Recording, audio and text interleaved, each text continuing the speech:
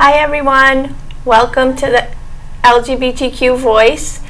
My name is Eileen Dugas and I am the network coordinator for South Coast LGBTQ Network, and I'm here today with Rebecca McCullough and Andy Pollock, and we're going to talk about what we do at the network, what Rebecca's role is, and what Andy's role is going to be coming up in the near future. So welcome. Thank you. Thank you.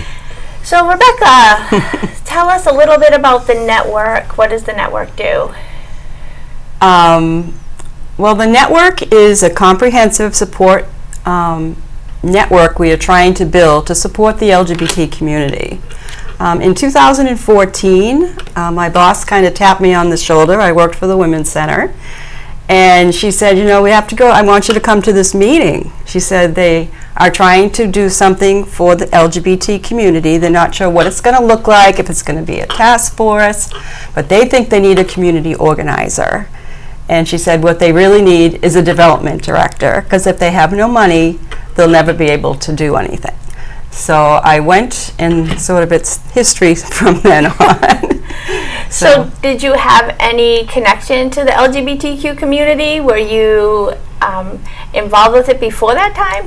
No, I wasn't. Actually, the Women's Center, when Pamela McLeod Lima is the executive director, and when she came on, she's probably been there at least 15 years, one of the things she wanted to do was reconnect with the LGBT community, because in the early stages of the Women's Center, which has been around for 45 years, it was very diverse, and the LGBT community was a big part of it. So she was involved. There was 7 people. It was some of the kids from A Perfect Place, and it was the Community Foundation, YWCA. These people are all still involved. The YWCA, the Women's Center, Coastline, Fairhaven Council on Aging. And at that time, South Coast Equality, which actually sort of folded in and is now part of the network. And we started from scratch. It's been exciting, because it's exciting to start from nothing and see in 5 short years what we've been able to do and what we've been able to accomplish. And basically that's all because of the dedicated and commitment that the board members and at first the steering committee was willing to put in. It's been a lot of work, but I could always count on the people, and we've done a great, we've really been happy with what we were able to build. And counting on the people has been really important, since there is one paid part-time employee. And how long have you had one paid part-time employee? We actually had our first network coordinator in 2014 on actually the holiday weekend, May 31st. We had an event called the Decade of Marriage Equality, which was celebrating 10 years of marriage equality in Massachusetts. And Liz DiCarlo and Bev Bocelli actually had a big committee, and they raised $9,000 for the network. And that was kind of our seed money. And then about probably a month later, I applied to Lipsky-Whitaker, which is Lipsky-Whitaker Fund was 2 men who were married, and when they died, they left their estate to be used for LGBT community in New Bedford. So they have been, luckily, they gave us $14,000, which I was able to hire my first network coordinator, which was Joe Da Fonseca, who we still count on him. We still count on him, yes, we do. Still around, which is nice.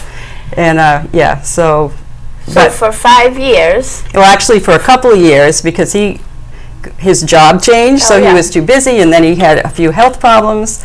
So we didn't have a network coordinator for a couple of years. I was everything. So that connection and commitment to the South Coast LGBTQ Network was evident, because people were there because they wanted to be there. Right. And that they're still there. And they're still there. So and we have full meetings every board meeting. We started out with the steering committee, and we started with 7 organizations, and we got up to about 12.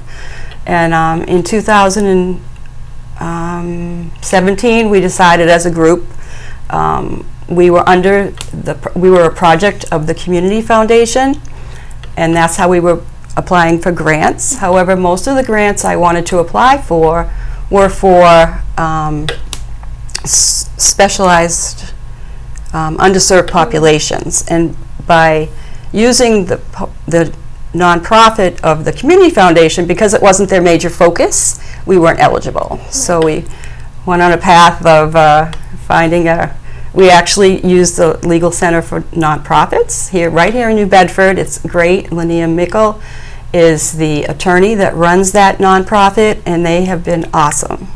They got us our nonprofit, and we had our nonprofit. We're incorporated in August 10th of 2017, and by April 2018, we had our letter of determination from the IRS. Which opens a lot of doors. Which opens a lot of doors, and we've used it, and I was shocked at how much I added up some of just the grants we've done this year. It's over $30,000. So we've been working hard, and we're just excited about everything that's been happening over the past year. So do you want to talk about a few of the events that have happened over the last year? I think the major thing I want to talk about is about 2 years ago we decided I said, we need to do more collaborations, because we didn't really have a lot of money, and we needed to get out in the community and get more partners and see what we could do. And sort of roundabout way, we ended up forming the New Bedford Winter LGBT Film Festival. And that really touched on a lot of what we were working for. We kept people coming to the community would say, what is there to do in New Bedford? We'd like to do something with more LGBT peers, but we don't want to just go to bars. What is there to do? We want to do more educational things or entertainment things. Well, the film series, which is on Sundays in January, February, and March, sort of hit everything. Not only was it free and educational and fun, but it gave people also a chance to talk about the issues. We have also resource tables available so people can come and get information, and it's just been a really great thing. And they've been very well attended. They've been very well attended, and last year Liz DiCarlo said to me one day at the meeting, let's go over to the Standard Times and see if we can talk to Beth Perdue, the editor. And I said, sure, okay. So we didn't think she'd really talk to us, but she came down and chatted with us for about 20 minutes and then set up not one but two editorial boards to talk about it, because everything kind of from that point on just fell into place. I feel that we really turned a corner this year, because it was the 50th anniversary of Stonewall, which was everyone wanted to do something for in the community. So that brought out over 250 people. And then we had our biggest Pride in Buttonwood Park. We have it the first Saturday of every June. And from that led to AHA having the first Pride themed AHA night in June, and they're planning on doing that again this year. So by having the newspaper behind not only us, but they were excited to be able to bring some local news to the newspaper, and in such a great year. This 50th anniversary of Stonewall was just great, and it was also the 15th anniversary of marriage equality, and it just by chance, and I think it's kind of by fate, 5 years after our first event that started the network, we had the Stonewall event with over 250 people on exactly the same date, May 31st. And it just has really ballooned from there. Absolutely. And an amazing thing that came out of last June, I know we had asked businesses to fly the rainbow flags. And so how many flags did we end up giving out? I know we ordered some, and then we had to order more. We had to order more. We had actually over 30 businesses flying the rainbow flag. The network was a sponsor of AHA Pride, and we were also on the committee.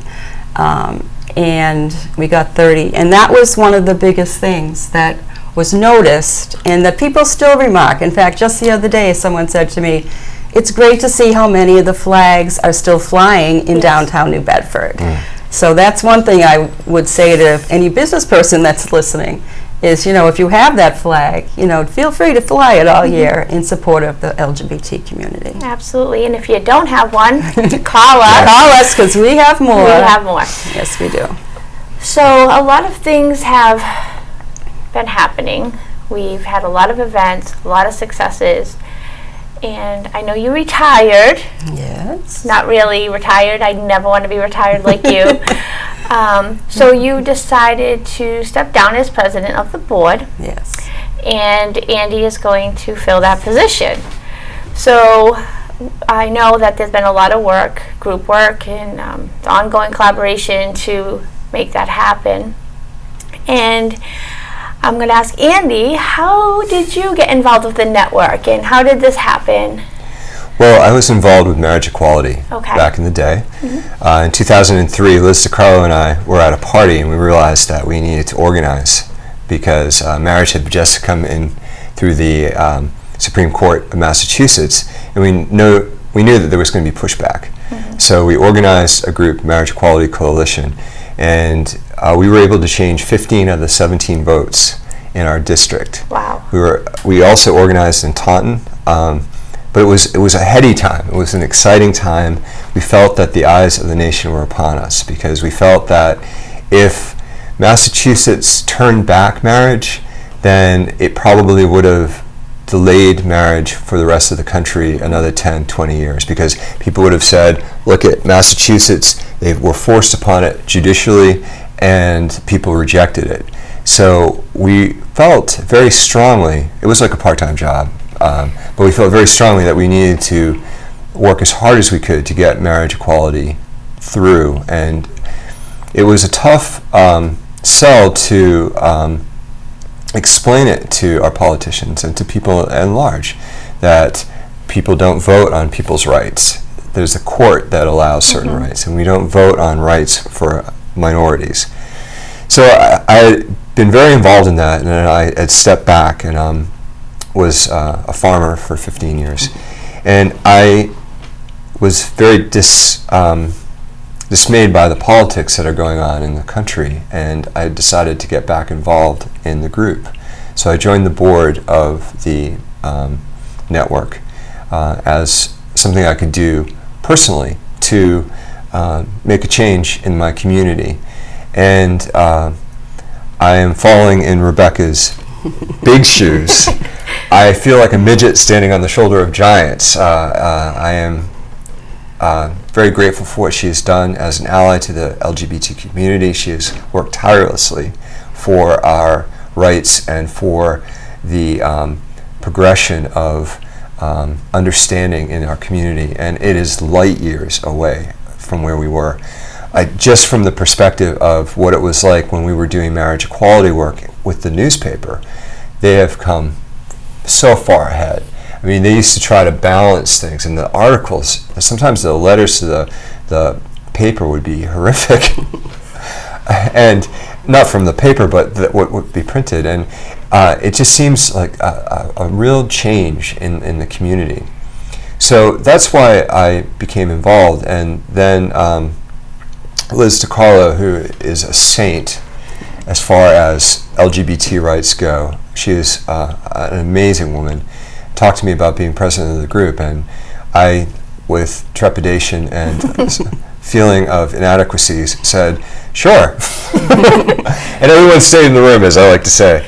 And I was really excited too, because I didn't even know Andy, but we did in 2016, we wanted to sort of commemorate the puzzles, because we felt that really started the whole LGBT movement in New Bedford and sort of the community awareness. And so I just called up Andy. I said, he didn't know me from anyone, but and I said, we really need a couple of speakers. You were there at the original, and we'd really like you to speak. And no matter when I've asked him to speak, he and Liz DiCarlo or her wife, Bev Bocelli, have been awesome. They've always, Bev Bocelli and Liz were on their way home from Maine one day, and she said, well, I'm just finishing my speech. And they came right from their vacation, right, to be on that stage. So that's the sort of community support that we've had, and Andy's a little bit, he's done a lot, he's done a lot in the community. He's been an activist and just a social justice guy for a long time. So it's nice for me. I retired from the Women's Center 2.5 years ago, and we were so close to getting our 501c3, I couldn't leave, So I kind of took the project with me, and I've been, the chair ever since. So I thought now is time. We're in a great place. We have some actually money. We actually have more money than last year, which is exciting.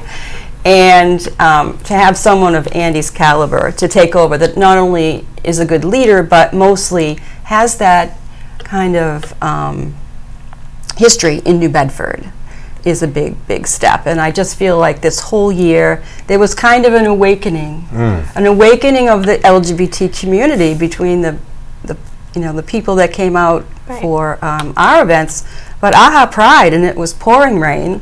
We had over 300 people there, and just think how awesome it would have been if it was a nice night. And people were there dancing, and we've had people coming out in the streets saying, wow, New Bedford was never like this when I was a kid. So it's exciting to see not only the LGBT community coming out and all the arts and everything being really out in the open there, but to see the allies and the rest of the community, supporting us as the businesses did with all the flags. Absolutely. It's amazing to see, for me, and I've been with the network, 2.5 years. I think when you retired, not retired.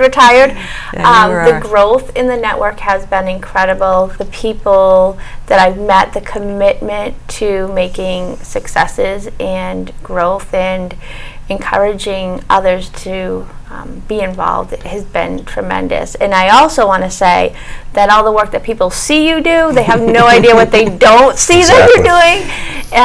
And you've put many, many, many, many more hours than people even know into the success of the network. So it's appreciated and doesn't go unnoticed. Thank you. So that's really important. So Andy, you do have big shoes, but I think got some new great programs. You have some great ideas, and I'd like to hear a little bit about your vision. What do you think is going to happen? Well, we've had some wonderful success with encouraging people to volunteer with committees, and I would say to folks, if you're interested in LGBT rights, justice, inclusion, the end of LGBT violence against the community, come out and join us. Whether you're gay, straight, trans, whatever you are, come and join us and be part of it. We can use you, we can use your skills and gifts. And we went through a tea dance and just strong-armed, I shouldn't say strong-armed, we pressed the flesh of people, and 20 people showed up to our committees, and then 30 people the next month. And there's still more people out there that are saying, hey, I'd like to get involved. And we're almost at a point where we're saying, hey, wait a minute, but no, please come. And it's exciting. I agree with you guys. I feel like there's a sort of a wind that is under our sails now. And I'm looking forward to some things. We're starting a group for people who are transgendered. It's definitely a need in the community. I have been educated a lot recently about it. There's still a lot of violence and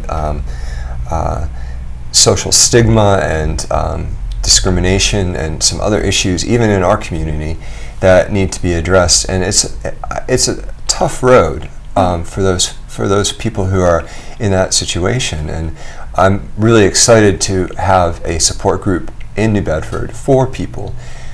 That's step one. I'd like to see a group of medical professionals that we can access that are supporters or gay physicians, gay nurses, gay therapists, gay dentists, or people who are willing to serve the community. So when someone comes to us and say, who can I go to for this? Who can I go to for that? We have a list of medical professionals that we can refer to. And then in the larger picture, developing the programs that we have, incorporating some other groups, like there's groups that are asking us to be the fiscal sponsor, the queer arts folk. AHA Pride Committee is trying to form as the Queer Arts Council of New Bedford. So that's exciting news too. That is. Yeah.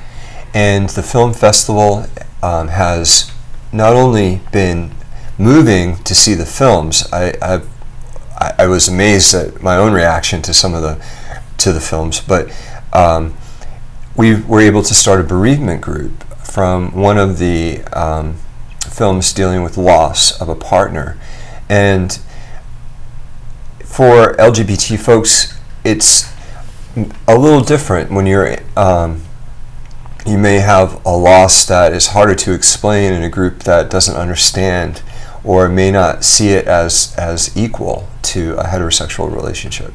So that has been up and running, and it's a product of the film festival. So things seem to be coordinating nicely together. There seems to be a movement afoot where things are working together. And that, in the short run, is to keeping those gears moving. Right. The longer, we'd love to see things.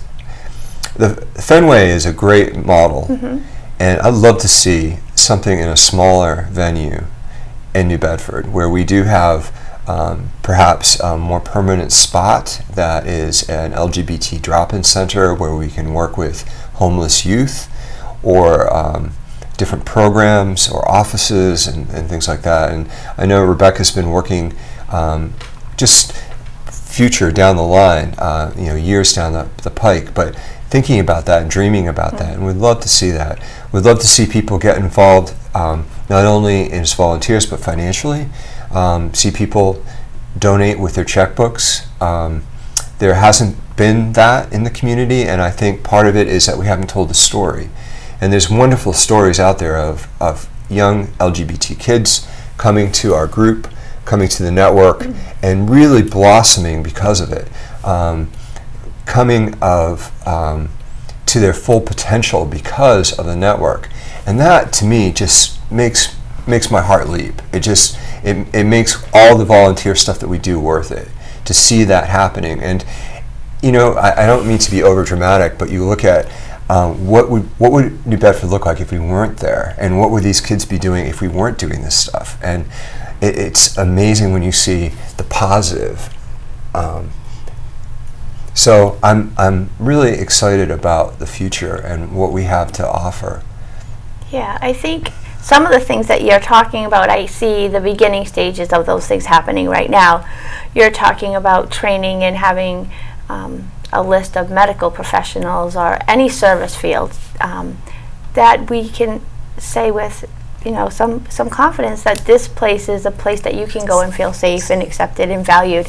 And some of that is really starting to happen. I have people calling me all the time now from human service agencies. Can you please come and train us? Exactly. And so it's happening. I'm working on trying to collaborate something with UMass Dartmouth on working with medical professionals and making welcoming environments. So this is in the beginning stages. So exactly the stuff you're talking about, it's in the very beginning stages, but it's beginning to happen. And I think people who have the power to make the changes in agencies, in organizations, are calling us. So that is really exciting to see. It's a good step. And the other piece that I'm really proud of with the network is that it's a spectrum of ages. It goes from young children who identify and their parents to elders who, I can't say enough how much they've seen in their lives. They've gone through a point where bars were raided, it was a diagnosis, you were ill if you were gay, you were beaten up, you were fired. I know those things still happen in other places, but it was a really tough road for these folks. Right. And AIDS and the HIV epidemic in the 80s and 90s, when I came out, life expectancy of a gay man was 42. And you just saw obituaries constantly, and that for a gay man over the age of 50, it's you've seen a lot. And so with the LGBT elders, we need to handle them with kid gloves in a way, and I love the fact that they are also a part of this, and their voice is being heard, and we're concerned about them and their safety and their final years. Rebecca did and you guys did a survey and found that 90% of them felt uncertain about senior living environments, and we need to change that. That's a biggie for me, is that we need to make these places safe and supportive and welcoming for people who are in a frail or compromised position. Absolutely. So, but I'm really happy with how the network spans not only socioeconomics but also the age group as well. Absolutely, and I think I had a really eye-opening experience when I was speaking at a school to, I would say, probably 8 to 10-year-old kids, just talking about diversity, and one of them raised their hand and said, "You said something about people not being able to get married, so 2 women couldn't get married before?" And I was thinking, wow, we really need to get the mature, aging individuals, LGBTQ individuals, to share their story, because it's getting lost, because these young children have no understanding. They understand diversity, they understand acceptance, they understand what LGBTQ is. They don't understand the path to get there. So it's really important that we know these stories of the people that are now just trying to feel safe who they are in a senior living center. So, Exactly. So it's so important. And I think one other thing, that one of the main things was to make a central hub. Yes. So even in our very early years when Joe was still here, it was someone they could call with, like when the not the puzzles, but the Pulse happened, a couple of summers ago. They knew exactly who to call, and I had called Andy, and I called Bev Pacelli, and we worked with the mayor's office and with WBSM, and it was actually streamed live by New Bedford Guide, and we had people texting us in real time, thanking us for thinking of them and for supporting them. So I just think it's everyone working together makes it work, and I'm just really proud and really proud to be part of that. You've done some amazing work. She deserves and a great deal of accolades. We're not going to let you go that easy. We're still going to bug you a little bit, I'm sure, for some time. Yeah, I'm not going anywhere. I'm still going to be involved with the development committee, because that's really important to me, because as we don't have funding through the state. You don't have 3-year funding or like some of the other agencies. They have to apply for it, but they have multi-year funding to keep them going. And what we really need, our next step, is more paid employees. We do great with our volunteers, and we couldn't do it without them. They've really made such a big difference in the amounts of events we could do and the community outreach. But we have great plans for the future, and I'm hoping that will happen. Yes, it will happen. And welcome, Andy. Thank you. Thank you both for being here. I really appreciate your time, and I look forward to our future work together. Thank you so much. Thank you for having us.